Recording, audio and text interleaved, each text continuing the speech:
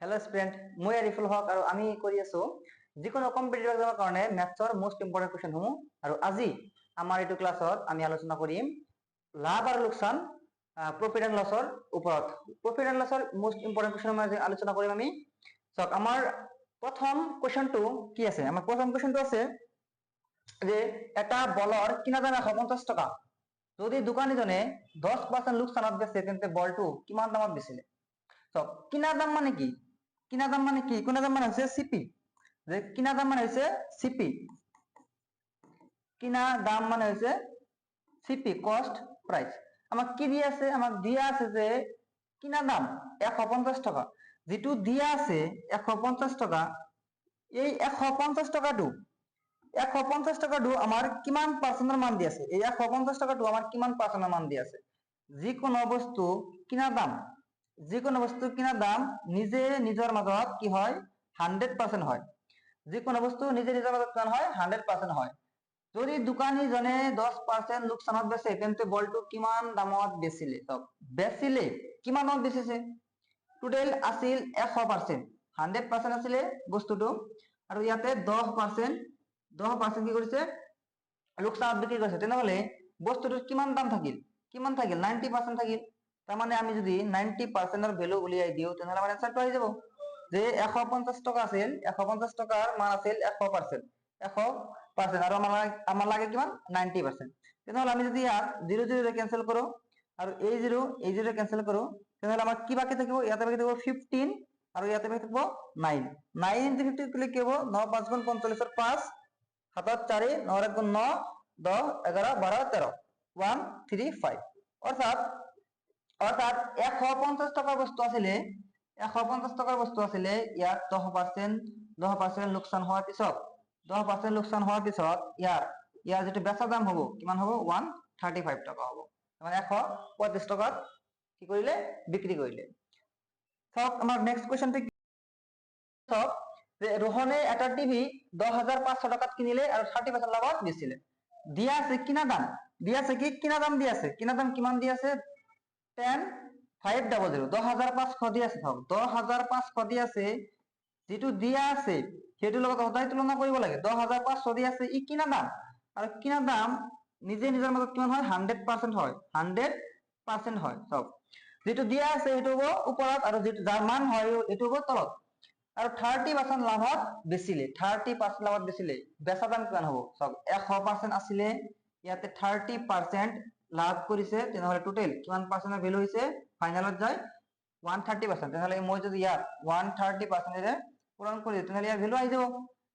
এই দুটা জিৰোৰ লগত এই দুটা জিৰো কাটিলে বাকি কি থাকিব 105 ইনটু 130 ইয়াত পূৰণ কৰি চাও কি হয় 105 আর 13 দিয়ে পূরণ করো 3 5 গুণ 15 5 হাতত 1 3 শূন্য হাতত হাতত আছিল 1 1 গুণ 3 আৰু 1 5 গুণ 5 1 শূন্য গুণ 0 1 1 গুণ 1 5 6 3 1 কিমান হ'ব 1365 আৰু ইয়াতে এক্সট্ৰাটা 0 আছিল এই 0টা আমি কি কৰিব লাগিব লগাই দিব লাগিব 13650 টাকা 13650 টাকা কি আসলতে এটো হইছে যে 10500 টাকাত কিনিছে 10500 টাকাত কিনিছে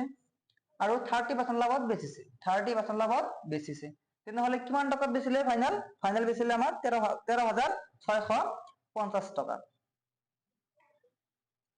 এতিয়া আমাৰ নেক্সট কোৱেশ্চনটো চাওক কি আছে চাওক নেক্সট কোৱেশ্চনটো হ'ব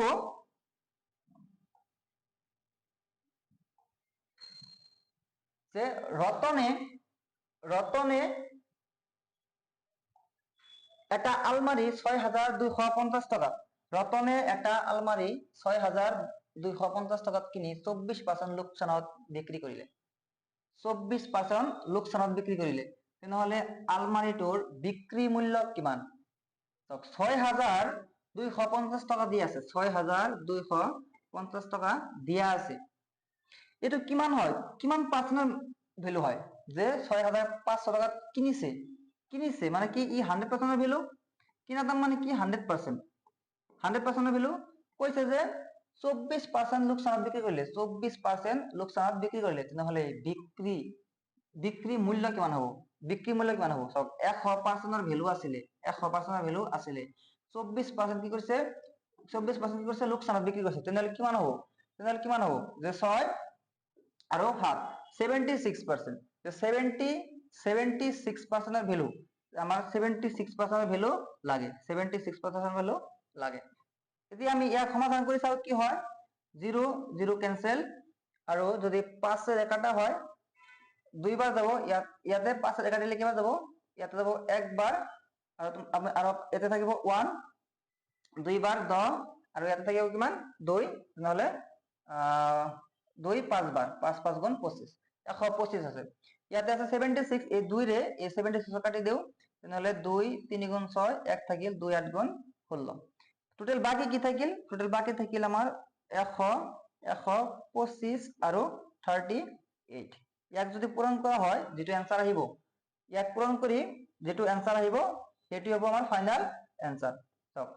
কি হ'ব যে এটা আলমারি 6250 টাকাত কিনিছে 24% লোকসানত বিক্রি কৰিছে তেনেহলে কিমান টাকাত বিক্ৰি কৰিছে এটা পূৰণ কৰি চাব যে 125 30 কিমান হ'ব হেতু আমাৰ কি হ'ব ফাইনাল आंसर হৈ যাব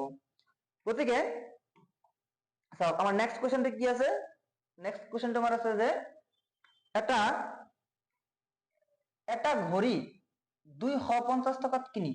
দোকানী এজনে 190 টাকাত বিক্রি কৰিলে এটা ঘড়ি 250 টাকাত কিনি দোকানী এজনে 190 টাকাত বিক্ৰি কৰিলে তেওঁৰ লাভ বা লোকসান কিমান হল প্ৰথম কোশ্চেন হৈছে লাভ বা লোকসান কিমান হল আৰু শতাংশ হিচাপত কিমান শতাংশ লাভ বা লোকসান হল ইজি কোশ্চেন একদম তো কি দিছে এটা ঘড়ি দিয়ে আছে 250 টাকাত কিনিছে কিনা দাম কিমান দিয়ে আছে 250 টাকা কস্ট প্রাইস বা কিনা দাম কিমান আছে 250 টাকা আৰু বেচিছে বিক্রি মূল্য selling price SP selling price কিমান দিয়ে আছে 190 টাকা তো লাভ হল না লোকসান হল কিনা দাম বেশি বেচা দাম কম তাহলে কি হল লোকসান হল কিনা দাম বেশি বেচা দাম কি কম তাহলে কি হল লোকসান হল লোকসান কিমান হ'ব যে কিনা দামৰ পৰা আমি যদি বেচা দাম মাইনাস কৰি দিই তাহলে কি হ'ব আমাৰ লোকসানটো ওলাই যাব 250 পৰা 190 বিয়োগ কৰিব লাগে 0 আৰু 25 পৰা 19 গলে কি হ'ব 6 60 টাকা টোটাল কিমান টাকা লোকসান হৈছে 60 টাকা লোকসান হৈছে এতিয়া 2 নম্বৰ কোশ্চেন কি কৈছে আমাৰ 2 নম্বৰ কোশ্চেন কৈছে যে কিমান পার্সেন্ট লোকসান হল তো কিমান পার্সেন্ট লোকসান হৈছে লোকসান কিমান হৈছে 60 টাকা লোকসান হৈছে নিশ্চয় কিমান টাকার উপর লোকসান হৈছে যে 190 টাকার উপর লোকসান হৈছে না 250 টাকার উপর লোকসান হৈছে নিশ্চয় 250 টাকার উপর লোকসান হৈছে কারণ 250 টাকা কি আছিল কিনা দাম আছিল কিনা দাম যদি থাকে তেনহলে আমার লোকসানটো বা লাভটো কার উপর হবো কিনা দামের উপর হবো কিনা দামের উপর হবো কিনা দাম আছে 250 টাকা আমার লোকসান আছে 60 টাকা তাহলে 60 উপরে যাব 250 কি হবো তলে যাইব আৰু আমি পাৰ্সেন্টেজৰ কাৰণে কি কৰিব লাগিব 100% ৰে ইনটু কৰিব লাগিব চাও এই শূন্য ক্যান্সেল কৰিব আৰু ডাইরেক্ট আমি কাটিব পারি যে এতে 25 বাকি আছে 25 বাকি আছে এতে 100 বাকি আছে কিমান বার যায় 4 বার যায় 25 ইনটু 4 কিমান হ'ব 100 হ'ব ইয়াতে বাকি আছে 6 ইয়াতে বাকি আছে 4 6 4 গুণ 24 আৰু লগতে কি এটা বাকি আছে এটা বাকি আছে পাৰ্সেন্টেজ 24% ইয়াৰ পৰা আমি কি বুজিলো ইয়াৰ পৰা আমি বুজিলো যে ঘড়িটো যদি 250 টাকাত কিনে 190 টাকা যদি বিক্রি করে তেনহলে আমার টোটাল লোকসান কিমান টাকা হ'ব 60 টাকা লোকসান হ'ব আৰু কিমান পাৰ্সেন্ট লোকসান হ'ব 24% লোকসান হ'ব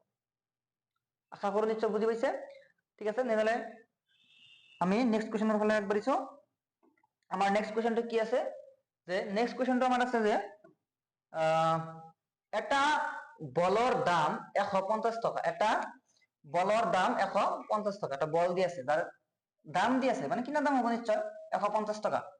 যদি দোকানী জনে 10% লোকসানত বেচে তেন্তে বলটো কিমান টাকাত বেচিল কিমান টাকাত বেচিলে তো কি দি আছে হেতু লগত আমি তুলনা কৰিব লাগিব 150 টাকা দি আছে 150 টাকা দি আছে কইছে যে ই কিনা দাম মানে কি হয় কিনা দাম মানে কি হয় 100% এর ভ্যালু হয় কিনা দাম মানে কি হয় 100% এর ভ্যালু হয় কইছে যে দোকানী যদি 10% লোকসানত বেচে 10% লোকসানত বেচে 100% এর ভ্যালু আসলে 100% আসলে 10% লোকসানত বেচিছে তাহলে কিমান পার্সেন্ট বেচিছে 90% বেচিছে 100% আসলে 10% লোকসানত বেচিছে তাহলে কিমান পার্সেন্ট বেচিছে 90% বেচিছে তাহলে বলটো কিমান টাকাত বেচিব 90% বেচিছে মানে কি 90% এর ভ্যালু আমি যদি উলিয়াই দিই তাহলে আমার आंसर পাই যাব চাওক এই পাৰ্চেন্ট আৰু এই পাৰ্চেন্ট কেনচেল হ'ব, এই জিৰ' কেনচেল হ'ব, এই জিৰ' কেনচেল হ'ব, ইয়াতে বাকি আছে 15, ইয়াতে বাকি আছে 9, ইয়াক যদি আমি পূৰণ কৰো তেন্তে কি হ'ব, 5 গুণ 45 5 7 4 9 9 আৰু 4 9 4 কিমান হ'ব 13 135 টাকা। বুজি পাইছে না? ইয়াৰ অৰ্থটো কি হৈছে, ইয়াৰ অৰ্থটো হৈছে যে 150 টাকাত কিনিছে, ইয়াতে 10% লোকসান হৈছে, তেনেহলে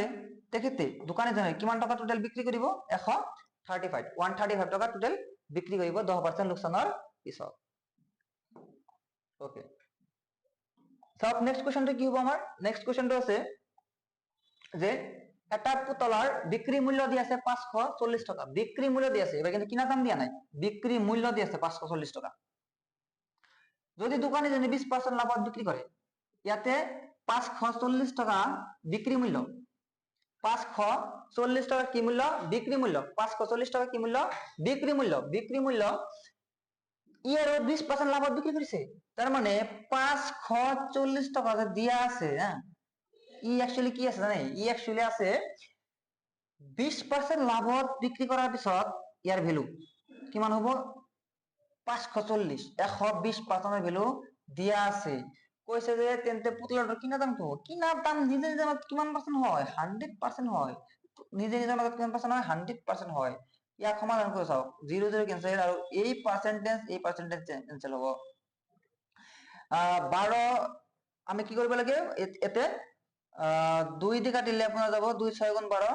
2 দি কাটিলে কিমান বাৰ যাব, 2 দি কাটিলে 2 বাৰ আৰু 7 বাৰ 14, 3 দি কাটিলে কিমান বাৰ যাব, 3 2 গুণ 6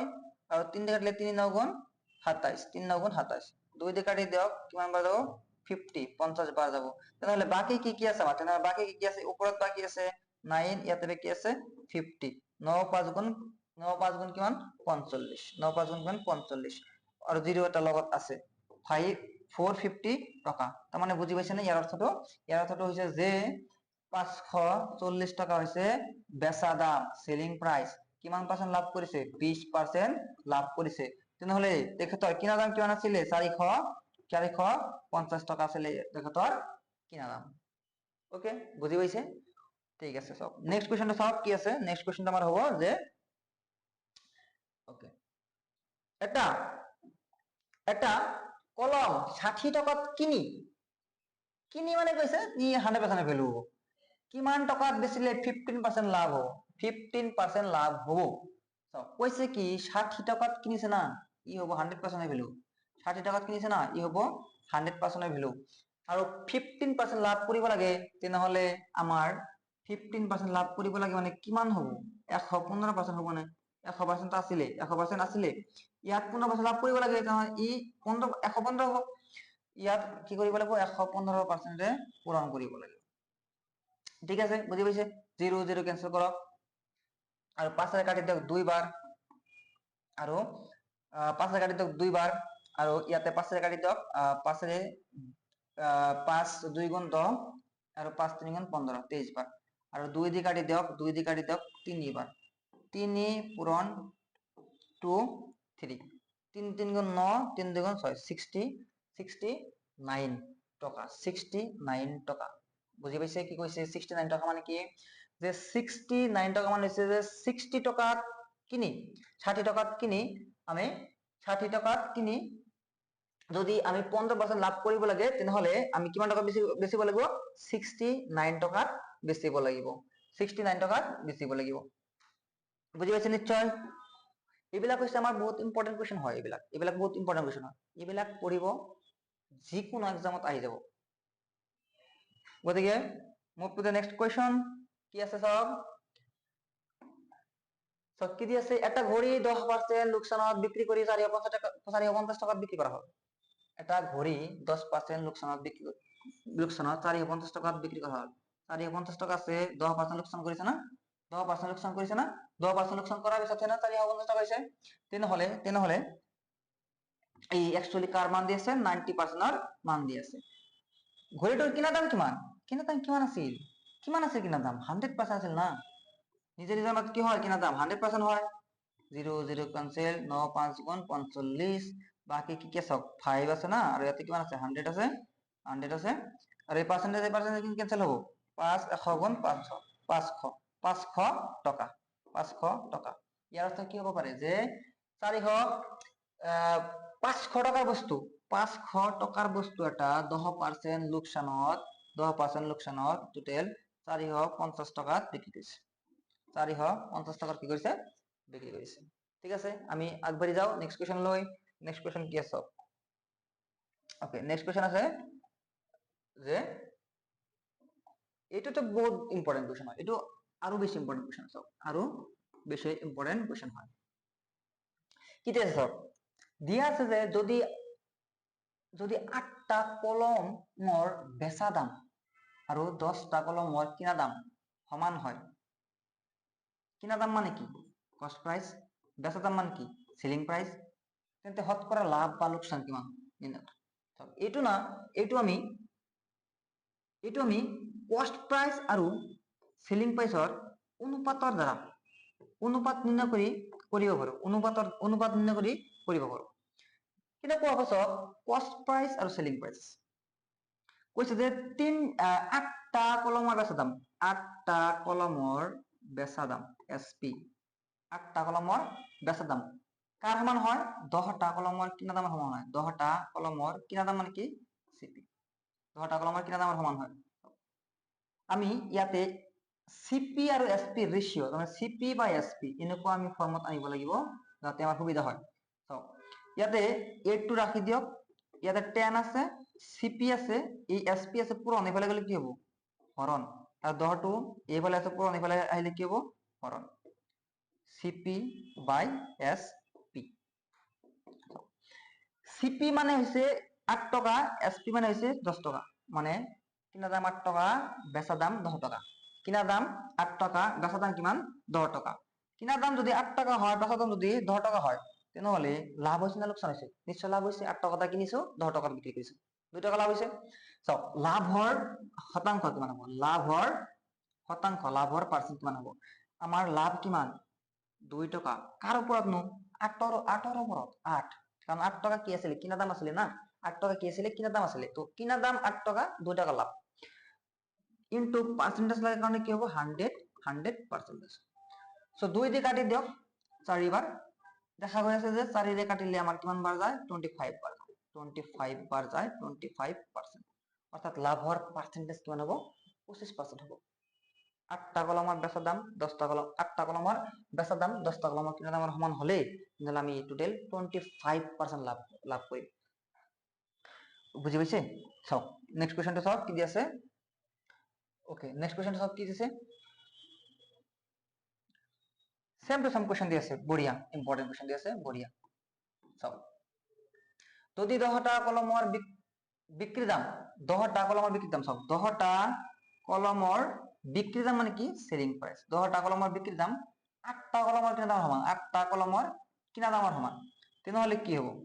কি হ'ব? শতকৰা লাভ বা লোকসান নিৰ্ণয় কৰা। সমান হয়, কিনা দামৰ সমান হয় মানে কি 10টাৰ SP সমান 8টাৰ CP। ইয়াতে আমি ডাইৰেক্ট কৈ দিওঁ যে ইয়াতে 10 আছে, এই 8টো এইফালে লৈ আহক, আৰু CP এইফালে আছে, SP পূৰণ আছে, এইফালে গ'লে হৰণ হ'ব। বুজি পাইছে কি কৈছে? 10 টকাৰ বস্তু CP মানে কি সৰি 10, CP মানে কি 10, CP যদি 10 হয়, CP যদি কি হয় 10 হয়, CP 10 হয়, SP সেলিং প্রাইস কি হয় 8 হয়। 10 টাকা দিয়ে কিনিছো, 8 টাকাত বেচিছো, লাভ নে লোকসান? লোকসান। কেই টাকা লোকসান? 2 টাকা লোকসান। লোকসান হৈছে না? নিশ্চয় লোকসান হৈছে, লোকসানৰ পাৰ্সেন্টেজ কিমান হৈছে? 2 টাকা লোকসান হৈছে। কাৰ ওপৰত? কিনা দাম কিমান 10 টাকা না, 10 টাকা 10 হ'ব তলত, আৰু আমাৰ যেহেতু পার্সেন্টেজ লাগে ইয়াতে কিমান হ'ব 100%। 2 দিয়ে কাটি দিয়ক 5 বার, আর এই 5 দিয়ে 100 কাটি দিয়ক এবার 20 বার, একো বাকি নাই, টোটাল 20 বার কেছে 20%। বুঝি পাইছে কি কৈছে? টোটাল 20% লোকসান। আৰু এইটোৱে আমাৰ আছিলে লাষ্ট কোৱেশ্চন আজিৰ কাৰণে, আৰু নেক্সট ক্লাছত আমি আৰু বহুত ইম্পৰ্টেন্ট কুৱেশ্চন আলোচনা কৰিম। আজিৰ কাৰণে থেংক ইউ।